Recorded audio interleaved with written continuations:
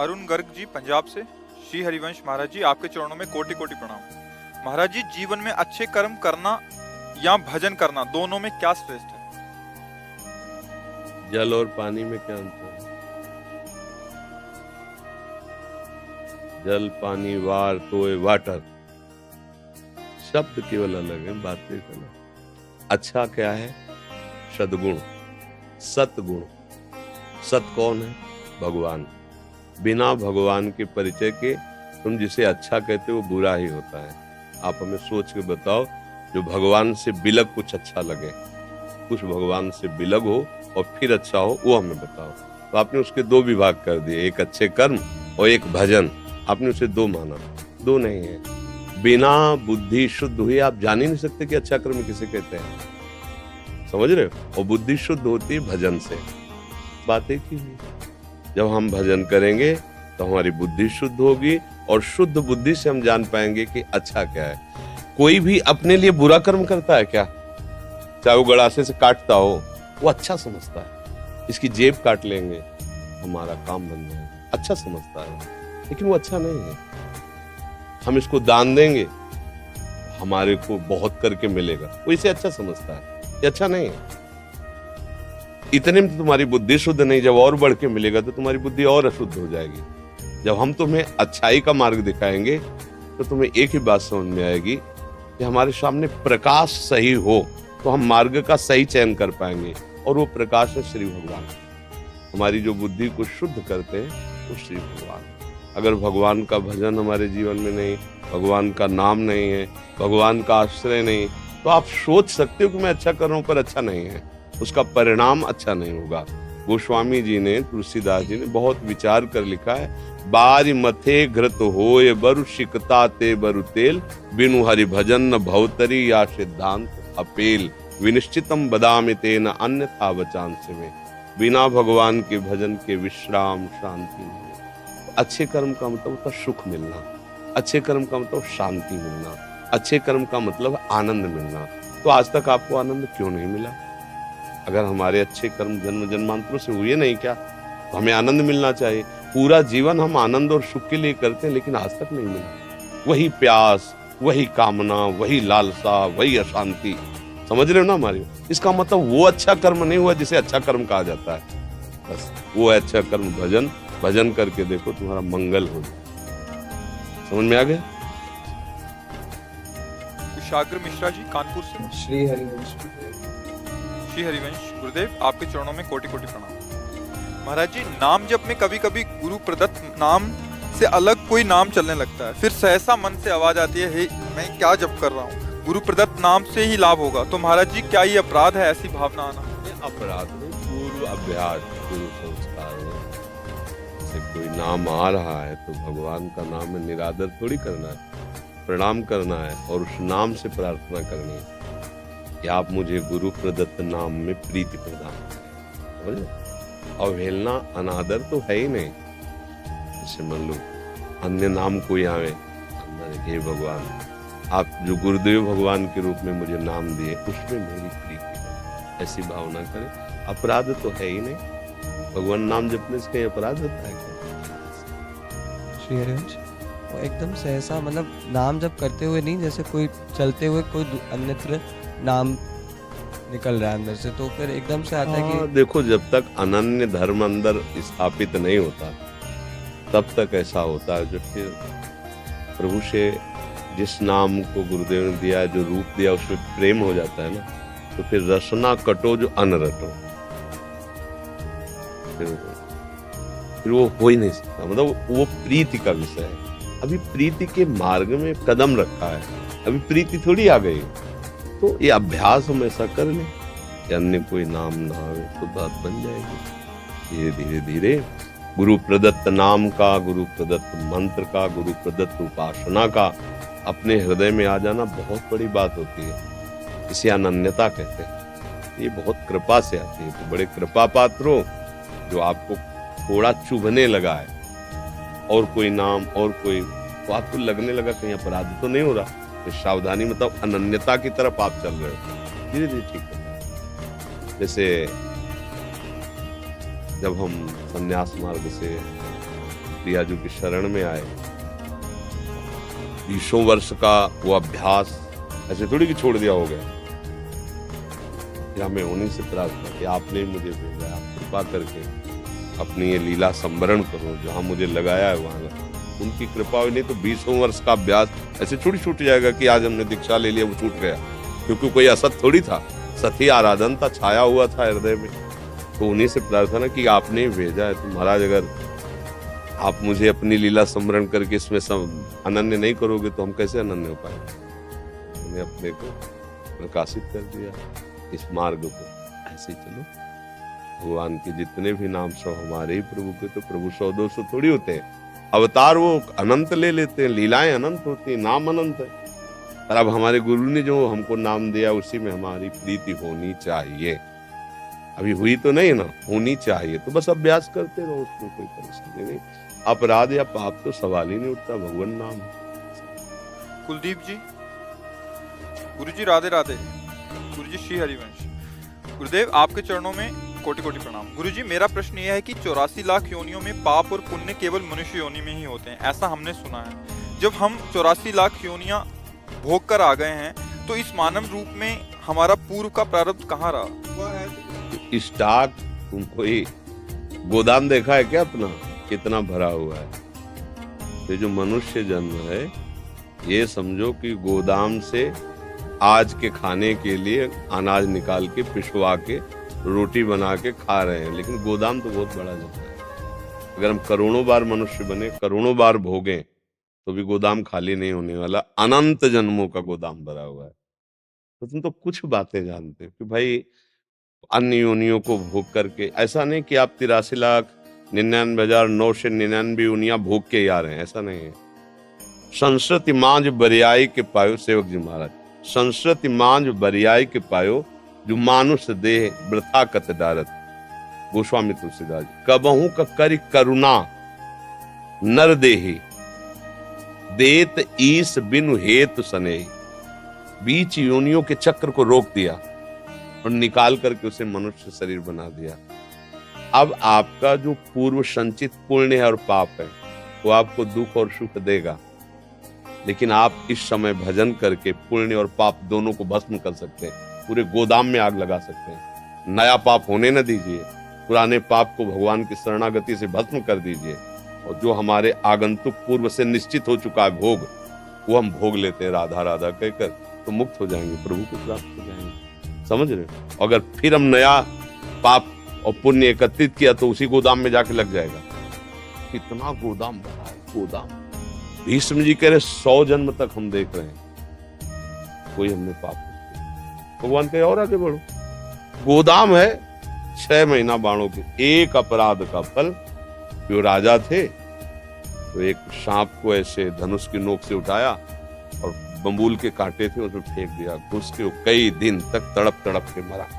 कोई भी जीव मारने का अधिकार नहीं आपको, हटाने का अधिकार है। आपके ऊपर आक्रमण कर रहा, बचाव पक्ष में मर जाता है, बात अलग है। आपको हत्या करने का नहीं। मतलब सांप है, बिच्छी है, इनका भी स्वभाव, इनको भी भगवान ने रचा है। ऐसे कोई आपको नहीं काटेगा। आपकी या तो मृत्यु निश्चित हो गई उससे तो काटेगा, या आपके द्वारा कोई नवीन कर्म उसके ऊपर बन जाए, उसको लगे कि अब मैं फंस गया, तो कोशिश करेगा आपको, क्योंकि उसके पास एक ही बचाव पक्ष है, मुंह। तो थोड़ी सांप है, मार दो मार दो, मार दिया तो उसकी हत्या का भी तो। उसी सांप का जो कई दिन तक बंबूल के कांटे में फंसा तड़प तड़प के मरा, तो भीष्म जी को बाणों की सैया पर 6 महीना भोगना पड़ा। एक तितली की गुदा में कांटा डाल के छोड़ दिया, तो अणिमांडव्य ऋषि का चरित्र पढ़ के देख लीजिए। कर्म को ऐसा समझो जैसे बट वृक्ष का बीज इतना बड़ा होता है, जैसे अजवाइन का बीज हो, पर वो जब अपना रूप धरता है तो विशाल होता है। तो कर्म का ये बीज है जो तुम कर रहे हो, इसका वृक्ष बनेगा। तो आपको लगेगा जैसे किसी को आपने गंदी हरकत से छेड़ा, 5 मिनट का कर्म बना, और न्यायालय में जब इसका दंड दिया जाएगा तो 10 वर्ष की सजा, 20 वर्ष की सजा। पहले तो वर्षों लगेंगे मुकदमेबाजी में, वो दंड अलग से भोगो। इसके बाद फाइनल में सजा होगी, तो आपको लगेगा 15 मिनट 20 मिनट की हमारी गलती का इतना बड़ा दंड, ये यहाँ है, ये तो इसका ब्याज है, मूल अभी और आपको मिलेगा। नरक में जाकर उसका दंड मिलेगा। इसीलिए तो डरना चाहिए। जब ज्ञान नहीं तो नहीं डर रहे, नहीं तो डरना चाहिए। कानून के विरुद्ध, भगवान का बनाया हुआ कानून गीता जी है, भागवत है, उसके विरुद्ध आचरण करोगे तो यहाँ भी दंड मिलेगा और वहां भी दंड मिलेगा। तो ऐसे ही आप जैसे सोचे कि हमने तो कर्मों का फल भोग लिया, तो ऐसा नहीं है। 20 साल की यहाँ सजा हुई, लाठी चली, बदनामी हुई, बेइज्जती हुई, ये सब। अब इसका जो मूल बीज बना था तुम्हारे अंदर, वो नरक में जाके भस्म होगा। वहां से फिर तुम्हारे इस स्वभाव के कारण तुम्हें नीच योनियों में पटका जाए। अरे ऐसा थोड़ी, आप देखो किसी की जेब काट ली, कितना रुपया काट ली, कितना, अब डंडा चलेगा, पुलिस ले जाएगी, मुकदमेबाजी होगी, 6 महीने की सजा, 5,000 रुपया जुर्माना। तो सब क्या हो रहा है? छोटा सा कर्म था, ऐसे किया ऐसे निकाल। इसीलिए हरिवंश महाप्रभु के जैसी हरिवंश नरक गति दुर्भर यम द्वारे कटियत नक्षिके। एक ही बात है, मुकदमे में फाइनल हो गया कि आपको फांसी की सजा होगी और राष्ट्रपति से आपने विनय की और उसने लाल स्याही फेर दी, तो जजों का न्याय, वकीलों की वकालत सब बेकार हो गई। माफ एक ही जगह है, वो भगवान की शरण, इससे तुम्हारे सब कुछ बन जाएगा, माफ हो जाएगा। भगवान कहते हैं ना, मामे प्रपद्यन्ते माया में पाते। पर होता क्या है, हमें अवसर मिलता है, हम चूक जाते हैं। एक बार स्वतंत्रता दिवस था, राष्ट्रपति जेल में गए, आज सब कैदियों को बुलाओ, आज स्वतंत्रता दिवस है, जो मांगेगा वो दूंगा। सब आए, एक एक खड़े होकर, बोलो क्या चाहिए? बोले सुगंधित साबुन महीने में 2 मिलने चाहिए। ये चीज साहब ने अपनी, एक खड़ा हुआ, बोले साहब मुझे जेल से मुक्त कर। बोले मुक्त? सब ने कहा मुक्त? बस तूने साबुन मांगा, तुम जेल। हम उन कैदियों में कि इसी जेल में रहना पसंद करेंगे, मुक्त होने की बात नहीं। कोई चतुर बिरला ही होगा, महाराज मुझे साबुन और यहाँ की कंबल और यहाँ की रोटी नहीं, मुझे यहाँ से मुक्त कर दो महाराज। भगवान हम पर प्रसन्न हुए, हमको स्वतंत्रता में ये छूट दी कि तुम मेरी शरण में आकर मेरा भजन करके इस जेल से मुक्त हो। संसार जेल है, कितना दुख है यार, तुम्हें समझ में नहीं आ रहा, क्योंकि मायाग्रस्त बुद्धि ना, दुख है दुख है।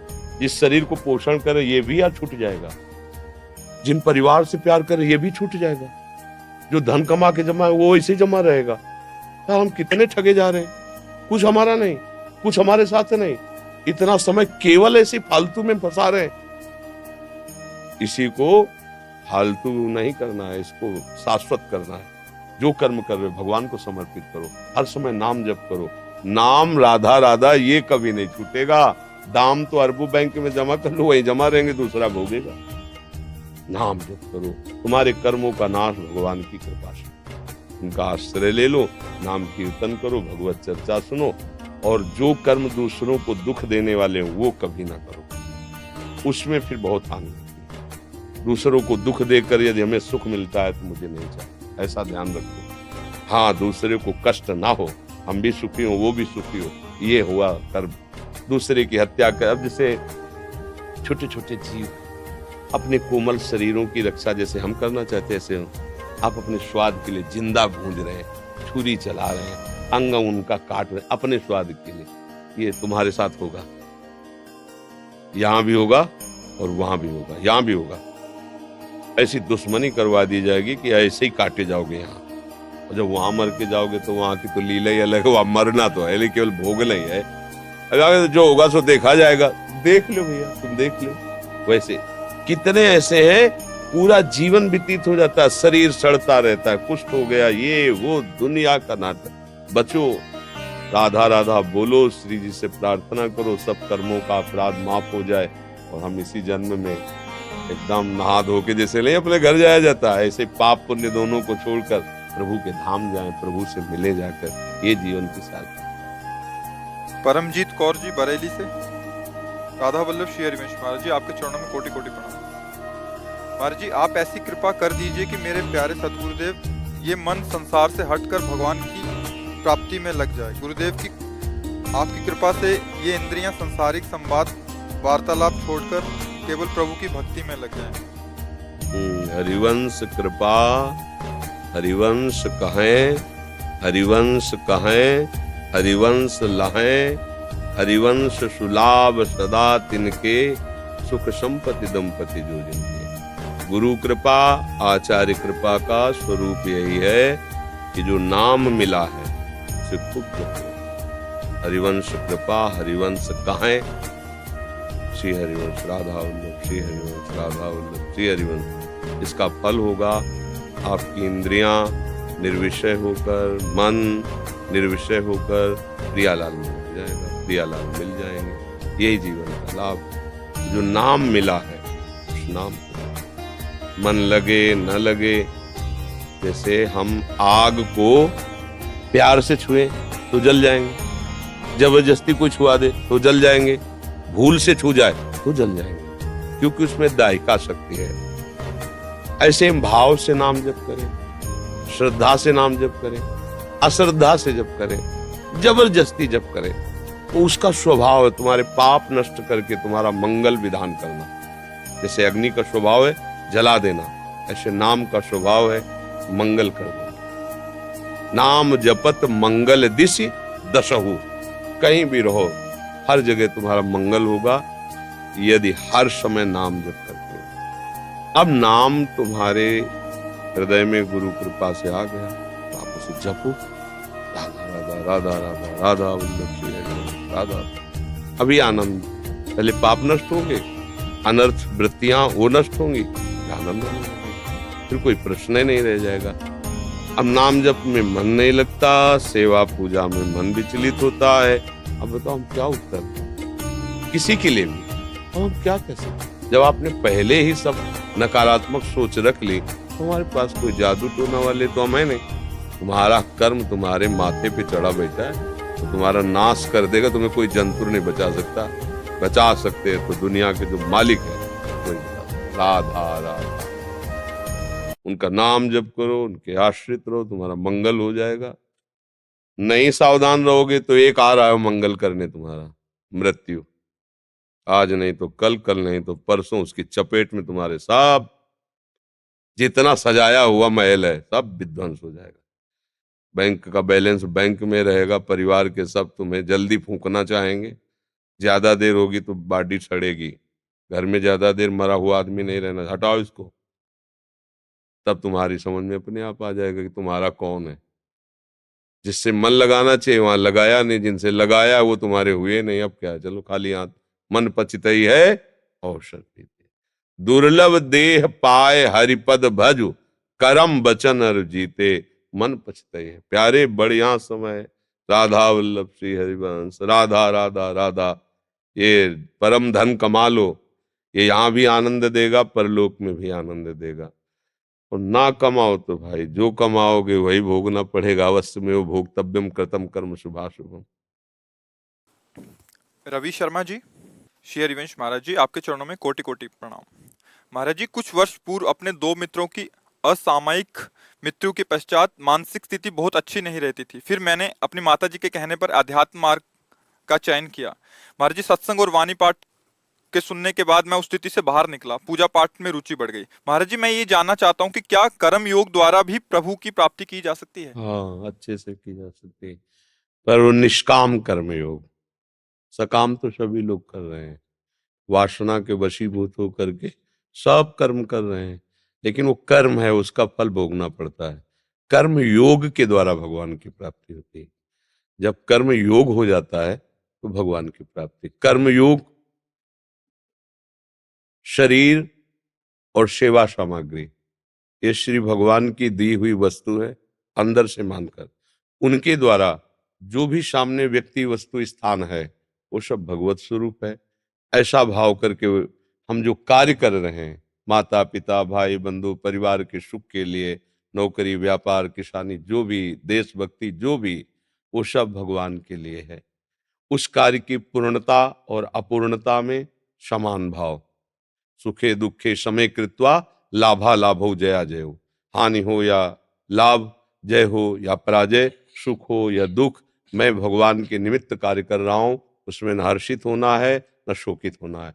काम पूरा हो जाता है तो साधारण आदमी को हर्ष होता है, काम में बाधा पड़ गई, हानि हो गई तो उसे शोक होता है। कर्मयोगी को ऐसा नहीं होता। तो जय और पराजय में, लाभ और हानि में उसको भगवत प्राप्ति होगी, ऐसे नहीं हो जाएगी। कर्म योग, केवल कर्म से तो अवश्य में भोक्तव्यम कृतम कर्म शुभाशुभम, दो ही प्रकार के कर्म होते हैं, पाप या सुकृत पुण्य, उनको तुम्हें भोगना पड़ेगा, उससे भगवत प्राप्ति थोड़ी होगी। पाप और पुण्यों से भगवत प्राप्ति नहीं होती। पाप से नरक की प्राप्ति होती है, पुण्य से स्वर्ग की प्राप्ति होती है। पाप और पुण्य मिश्रित हो तो मृत्यु लोक की प्राप्ति होती है। कर्म योग से भगवान की प्राप्ति होती है। ये तो सर्वाणि कर्माणि मयि सन्न्यस्य मत्पराः अनन्येनैव योगेन माम ध्यायन्तु उपासते। यह है कर्म योग। समस्त कर्म भगवान के चरणों में अर्पित कर दिए, एक यंत्र की तरह भगवान के सारे कार्य सृष्टि के कर रहे। कोई हमें चाह नहीं है, चाहे कि हमारे भगवान प्रसन्न हो जाए। उन सब कर्मों का जो योग हुआ भगवान से, वो आपको फल की प्राप्ति करा देगा। भगवद स्मरण करते हुए सारे कार्य करना और वो कार्य भगवान को समर्पित। आज के इस सत्संग में बताया था, यत करोषि यदश्नासि यज्जुहोषि, जो कर्म करो, जो खा पी रहे हो, जो तप दान करो, वो सब भगवत प्रसन्नता के लिए करो, भगवत प्राप्ति हो जाएगी। समझ पा रहे हैं आप हमारी बात?